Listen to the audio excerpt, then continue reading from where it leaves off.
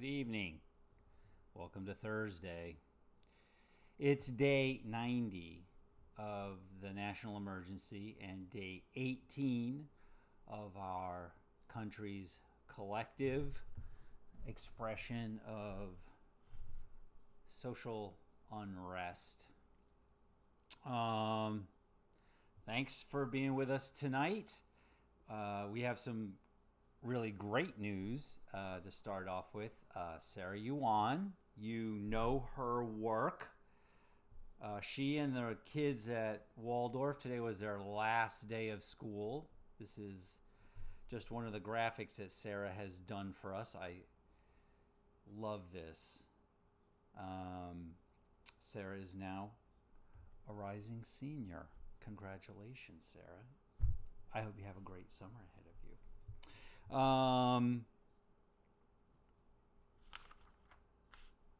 Tomorrow, if you got nothing to do, tune into this comedy show, Comedy for Color of Change, a virtual benefit show.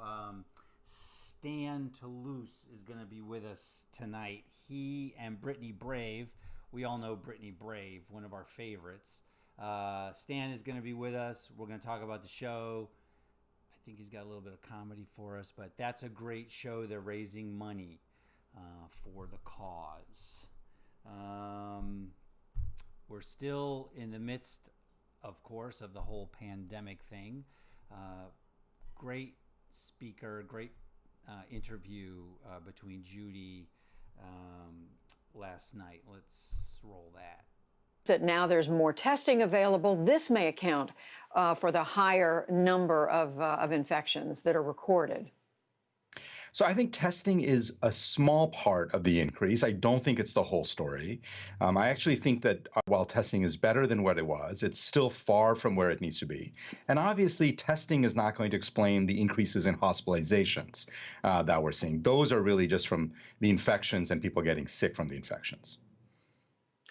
So we hear what you're saying about you're worried and you don't see what is going to slow this down going forward. At the same time, you have this passionate argument on the part of people like Governor Ivey of Alabama, who has said livelihoods matter too. We have to get people back to work, back earning income.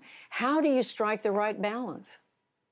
Yeah, so I am very sympathetic to that argument that livelihoods matter. Of course they do. We know there's a huge health and psychological cost of the economic shutdown. The point here is as cases go up and as cases rage across Alabama and across other states, I think that's going to have a direct negative economic impact on that state. I think it's going to be hard for the economy to fully open up. What I have always argued for is that we needed to bring the virus levels down. We need to build in a testing infrastructure and then open up more safely so that we could have an economy and save lives. We're sort of managing to do neither.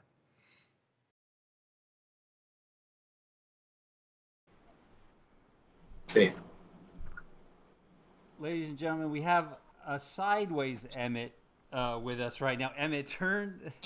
Oh, should I turn it back to? Yeah, turn it back. Let's see what happens. It's just non-landscape. Technical snafu is our middle name. That's really what how I've been referring. There Is that all right?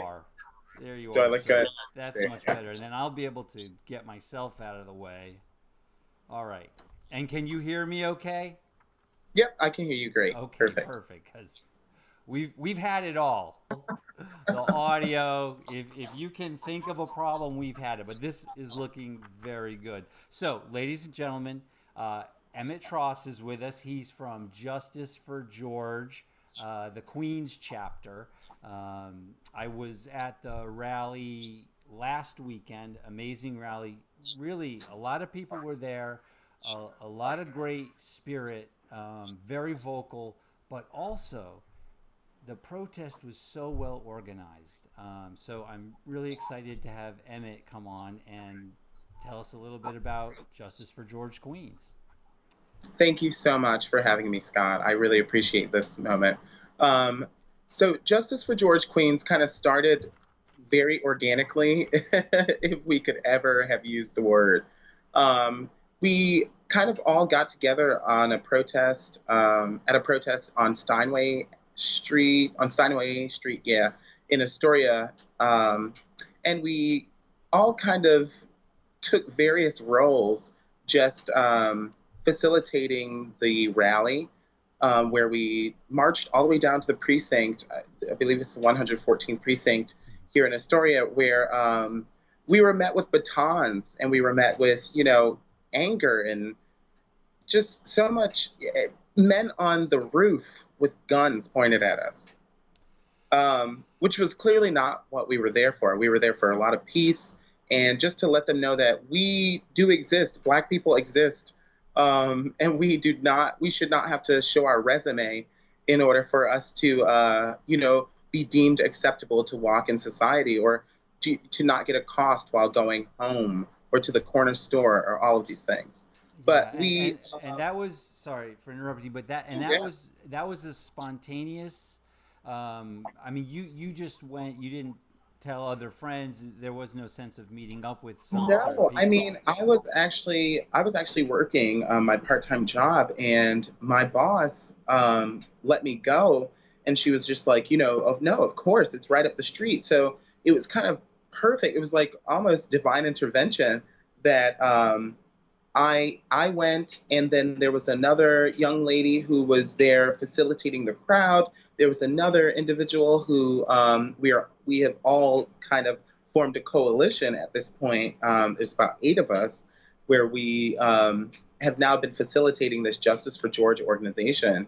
But we all kind of met during that moment, and it, like I said, was very organic.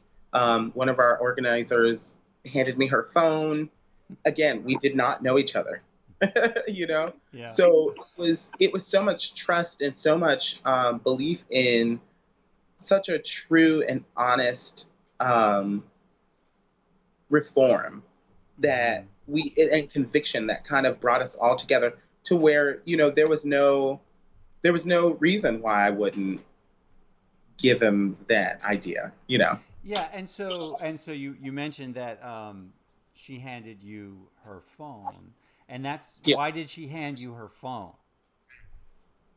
So she had actually written something out for me to read in front of the crowd, and I didn't know what it was, so I kind of skimmed through it, and it was this beautiful statement. It was this beautiful summation of why we were all there, and the kind of common goal that we all have, which is to have a complete reformation and overhaul of our justice system in its entirety. That means from the police system, from the precinct to the courthouse.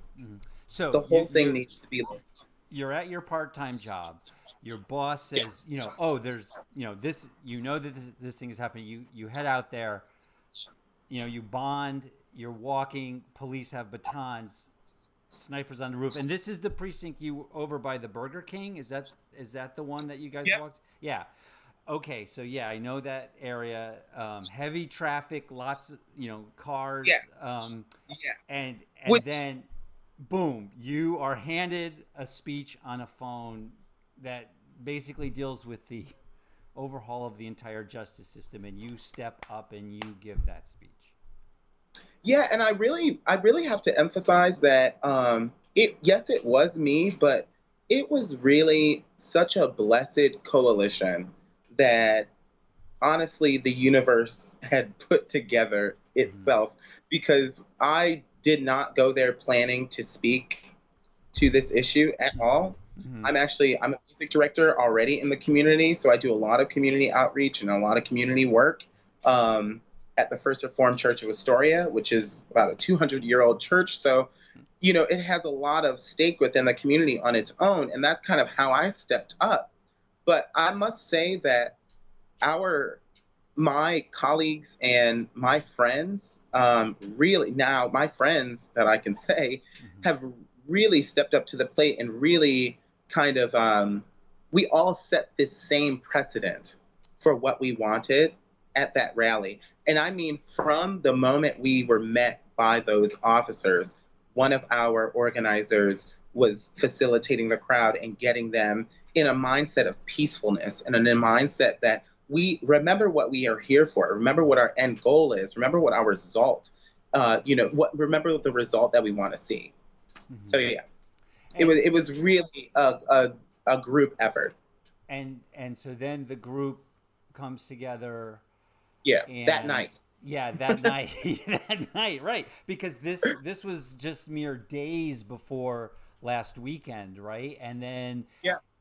and then you guys planned the entire action, which started at the gantries, went to the courthouse, and then you moved everyone again over to the park under the bridge. Yep. So we got together that night and we decided that, something needed to happen that weekend. We were all so pent up with frustration with how we were met and how we just couldn't believe that how we had come to peacefully protest and were truly met like this was 1962, in Mississippi.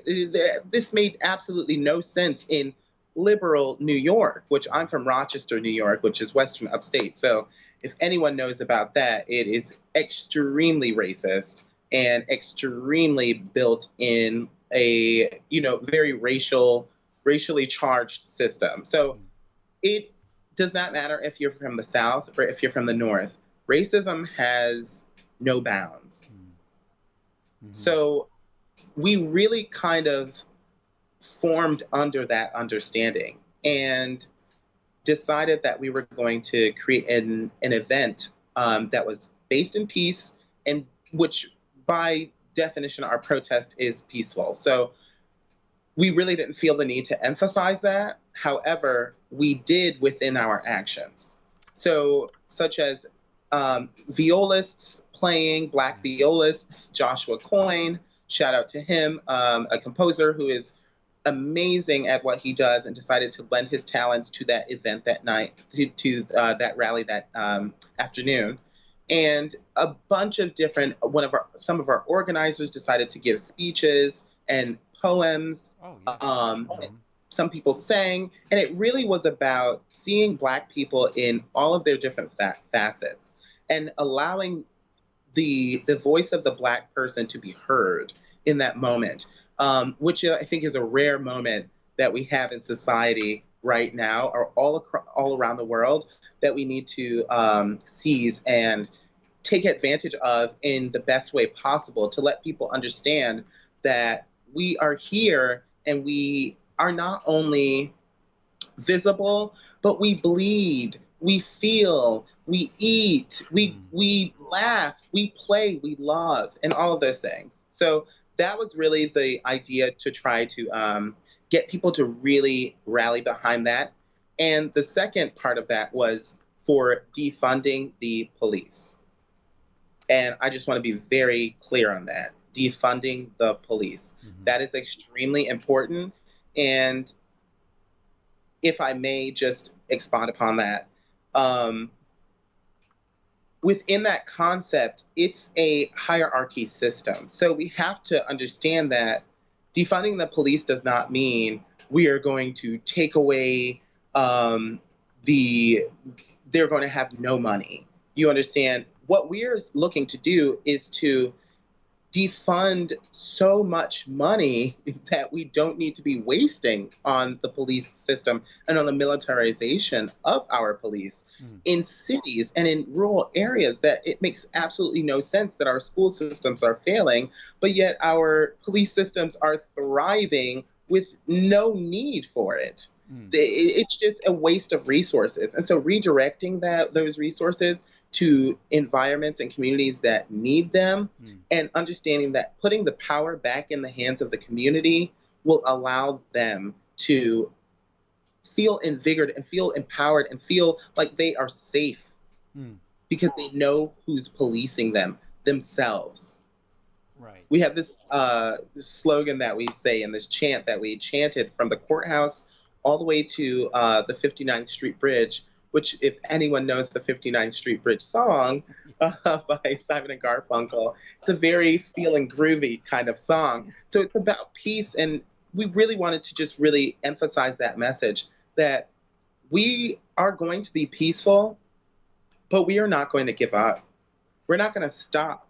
We're not going to rest until we have our goals and our demands met, because they are not outlandish demands. They are not outrageous demands. They are humanistic demands. They are logical demands that we deserve as humans.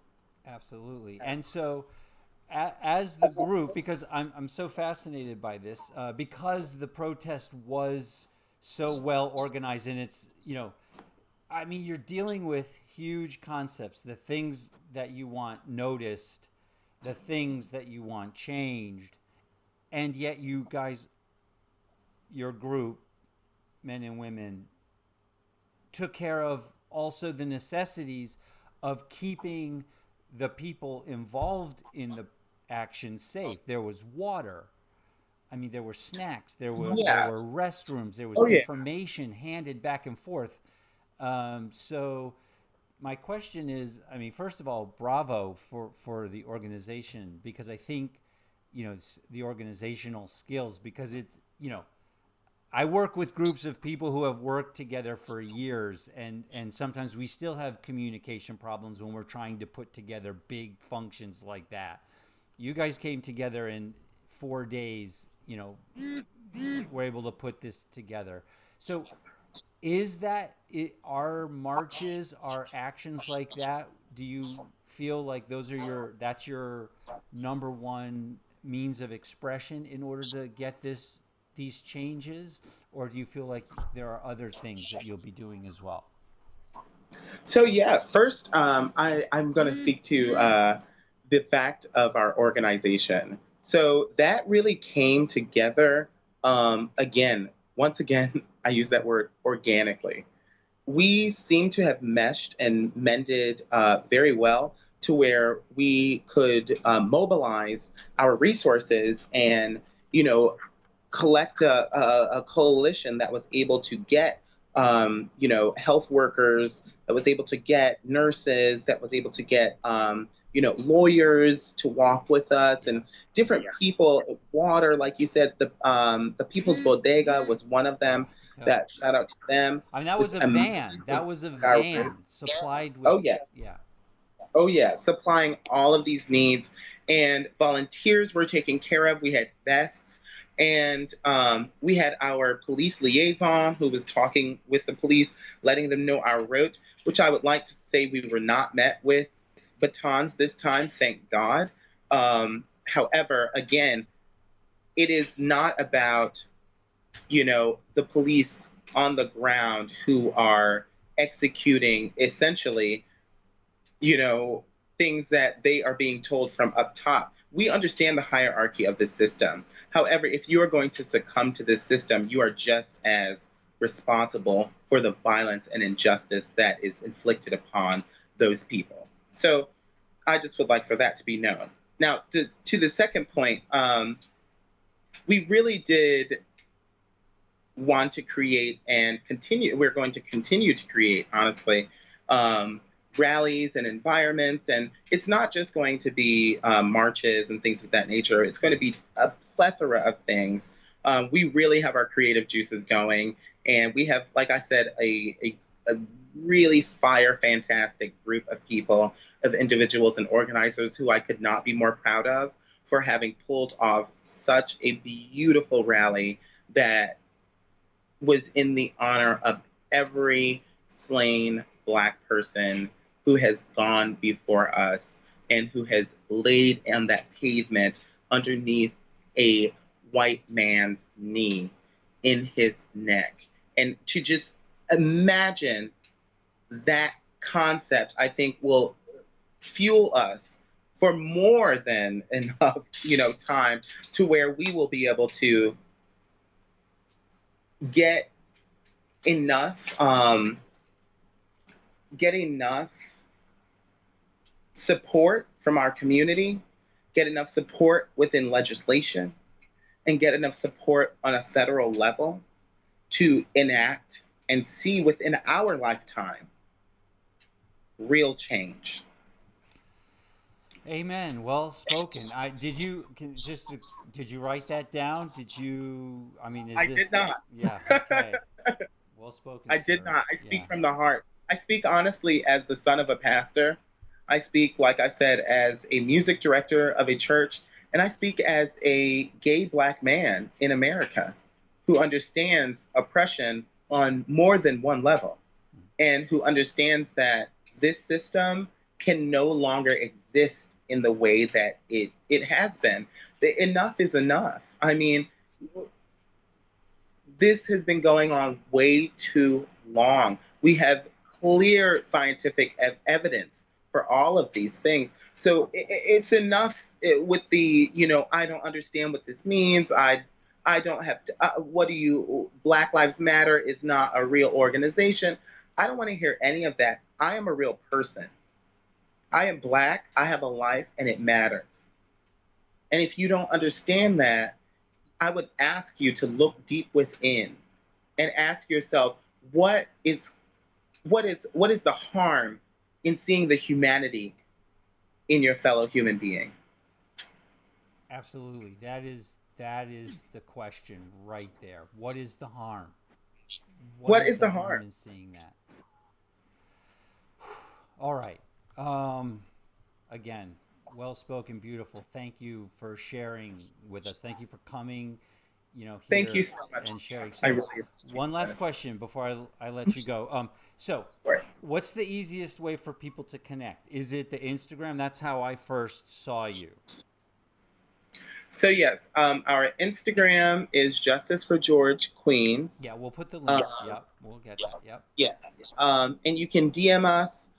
We do have an email address, which I am going to get right now. Okay. We can post that afterward as well, and yeah, I'll make sure. Yeah. If we could do that, that would be great. Sorry, I've been working all day. But yes, so and that's one thing I'd also like to add is that none of us have taken a salary for this. None of the organizers have made any money off of this. We have completely volunteered our time and our love and our compassion to be put together into this nice little ball of fire that is going to knock the system down. And we are willing to do that on our own. That's one thing I think people definitely need to know, is that this is completely funded by the people, for the people, with no one taking a penny. Amen again.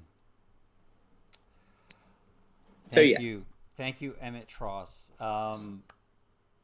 Wonderful. Let's connect again. Let's let this be. Yes, let's do this. Okay. All right, Emmett. Thank you very much. We'll get all those links up, and we'll be in touch. Thank you so much. All right, and go Queens. Go Queens. All right. We'll talk again, sir. Thank you. Have a good night. Be safe.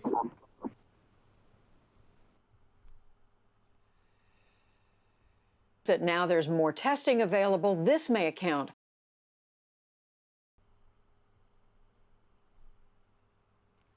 That's Queens. Fascinating story. And I like just how he kept reiterating that this group just came together in those moments very, very organically. Speaking about another group, I don't know, we love Leah Morris. She's an amazing musician. She's an amazing friend. And she got a group of folks together to sing this beautiful song.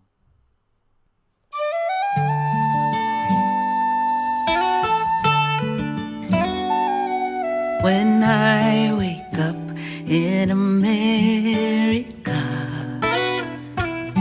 I see my neighbors there with every type of clothes and shoes, hats and skin and hair, every fine belief and custom, scores of songs from who knows swear when I wake up in America, our stories fill the air. Wake up, despierta. Wake up, despierta. Wake up in America. The light in the harbor shines for us all. When I wake up,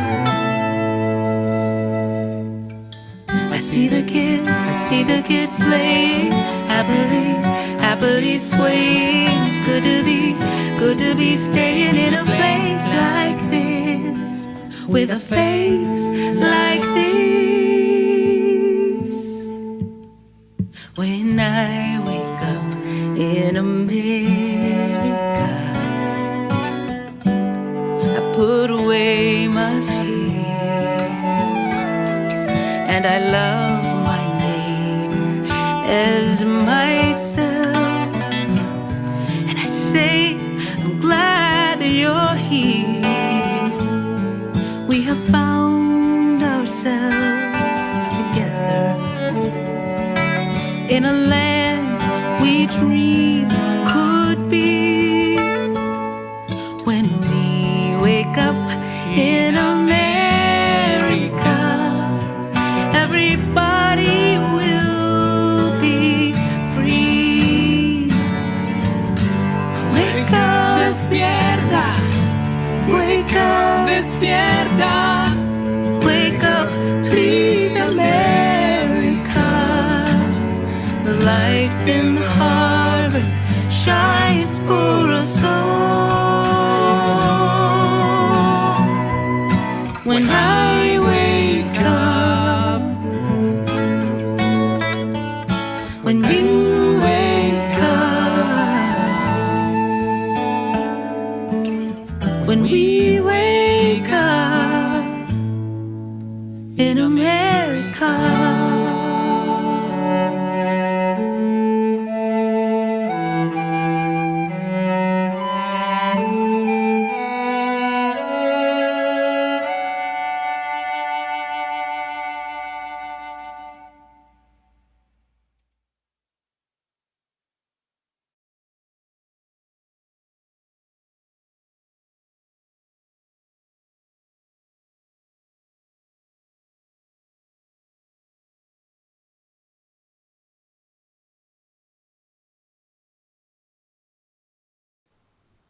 That was beautiful. And I know we have the link to Leah's Patreon. That's how you say it? I got to get that word better. Patreon. Click Leah's Patreon link.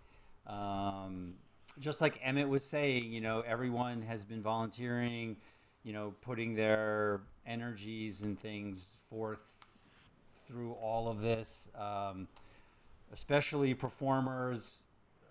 Through the pandemic, it's been hard, you know, virtually no gigs, things like that.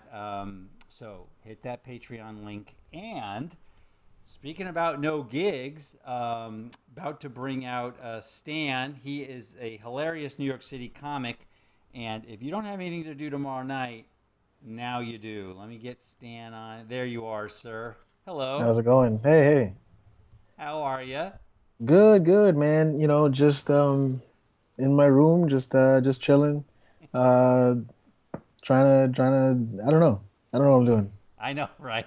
I know, and I know it's a bit of a shock for you, especially because you were telling me that you just went back to work today.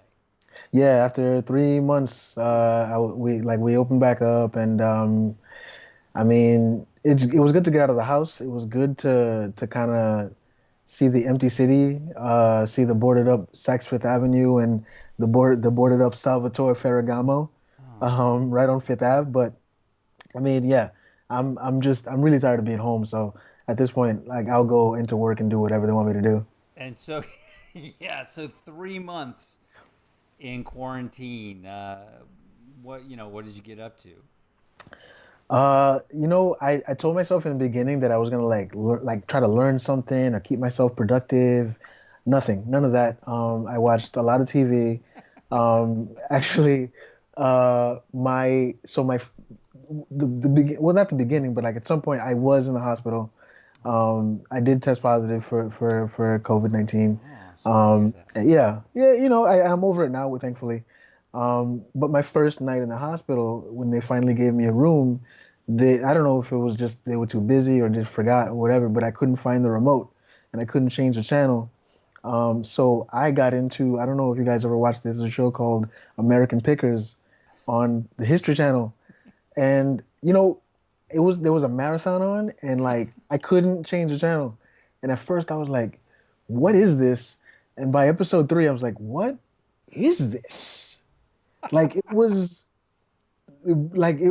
opened a whole new world to me. And like every week I sit down, like, I get my snacks ready, for a whole day of American Pickers. If you don't know what it is, American Pickers, it's the greatest show of all time. Basically, it's these two guys they have a warehouse in Iowa. They drive around the country buying garbage from other white people, and it's the funniest thing I've ever seen. Like what? It's like one big garage sale. I don't know where they get all this stuff. It's like I'm thinking about doing my own version, but my mom throws everything out. We're Haitian. Like my mom doesn't believe in keeping anything for more than a day. So like we're just like these guys are pulling out like pickup trucks from 1942, and I'm just like, how do you? They know the history of it. It's insane.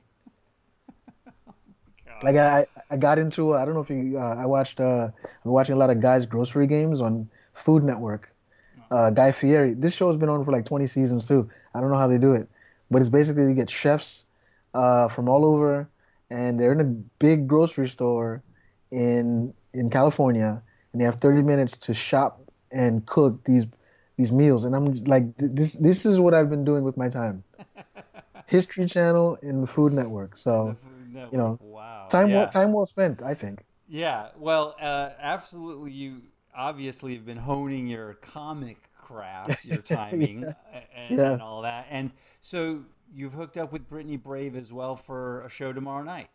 Yeah, Brittany Brave and I, we've been friends for a little bit now. She's, one of my best friends in comedy, one of my best friends on and off the stage. Yeah. Um, and we've been talking lately about, she's one of the best producers in New York. So if you ever get an opportunity to catch one of her shows at Rockwood Music Hall or wherever it might be, or at QED for Improvised Tarot, she's a great producer, and I'm honored to have put together the show with her, virtually. So what we're doing tomorrow night, on Zoom, is a show. Basically, it's a comedy show with some of New York's best comedians, people that we both really look up to and admire. People like Harrison Greenbaum and Sabrina Piper and a lot of really really good comics. And all the proceeds to this show are going to Color of Change. Color of Change is an organization. They help put together campaigns that are pretty much shedding light on some of the things that people might not know are going on. When we decided to do this as a charity thing, we were trying to figure out, what are some of the lesser known charities that we could donate to, and Color of Change was one of the ones that we thought of. And basically they help create campaigns to bring awareness to things that are going on. Most recently, they've one of my favorite campaigns that they have going on is trying to get free calls provided for people that have been arrested during the protesting, and that's one of the things. They raised a bunch of money and a bunch of awareness for. They had a campaign to get justice for Breonna Taylor and George Floyd, and to make sure that the officers that were involved were brought to justice. And we're not done. There's still a lot of work to do. So any little bit we can do, I think is a huge help. So I think look, if you guys like to laugh for very little money, I mean, when I tell you these are comedians that you'd have to go out, spend $10, $15, $20. Yeah. Not to mention getting there, the Yeah. time it takes you to get there, two drinks probably. Oh yeah, You for know, sure. and you're hungry, you're gonna get fries. Now for $10, you don't have, you could sit there in your pajamas. You could get a bag of pork rinds, a bag of flaming hot Cheetos like me, some butter pecan ice cream, Oh and just, wow! At the same time, you're gonna do the flaming yeah, hot Cheetos and the butter pecan ice cream. I got problems. I have IBS, and obviously that's why I don't take care of myself whatsoever. So you do all that, and you get some laughs in, and it's donation based. It's only a $10 donation. So I think laughing for a good cause, I think makes people feel better, and the weather's getting better. Yeah, like I mean, give yourself a reason to stay in on a Friday night. You Yeah, know. absolutely. I'm definitely looking forward to it, and I just want to let everybody know. I know maybe some people haven't done the comedy on Zoom yet, but it's a whole other level. It's a whole other thing. I mean, the club thing is a beautiful thing, if you like that, but the Zoom thing is another dimension. I watched one show where a guy was just sitting in the corner eating chicken. Like I don't know how many chicken thighs I think he was eating, and it's weird that I even know that. So it's That a sounds like a very solid plan. I should do that. yeah That's yeah that's the best part of the bird too. That's the best. That's yeah what people don't realize. That's yeah. the chicken thigh is the Yeah, best part I of the don't bird. know how he got so many. I mean, this must have been one really super chicken. Right. All right, Stan. Thank you very much. Thank you. I'll. I don't think I've got anything else going on tomorrow, so I will be one of those little boxes at the show. I'm totally Awesome. looking. Yeah. Yeah. Let me You hold don't. on. You Let me know. put this. There it is. I'm just putting the graphic back up so people can see. Awesome, man. Yeah. You don't have to mute yourself either. We encourage the interaction, the laughter. You just with Zoom it can kind of take over. When you're listening to somebody and somebody else is laughing, but we encourage it. So just I don't know what else to say other than watch us, donate, have some snacks, watch American Pickers, and have a great weekend. Thank you, Stan. You too. We'll see you Thanks, tomorrow God. Have night. a good All night. right, Yeah, buddy. thank you. You too. Bye bye. Oh my God. People just lead such fascinating lives, like that's the one thing this show. I mean, Stan and Emmett, two brilliant, brilliant people. And you're brilliant too. Thank you for spending some time on this Thursday night with us. Weekend's coming up. I know you're going to, hopefully, I'll see you at the comedy show tomorrow. Let me just flash that one more time. I got a lot of links for Emmett to put up. We'll get that on the Facebook page. Everybody, have a great, safe weekend. And, on Tuesday, we're going to expand this conversation in some really interesting ways. Michael Proctor, who's a dear friend, many of you know him, was in South Africa when a lot of the anti-apartheid things were happening. He's got a very unique perspective on what's happening in this moment in the States right now. So he'll be with us on Tuesday. Thank you all once again. Remember, hunker, hug, and haven, and we'll see you on Tuesday.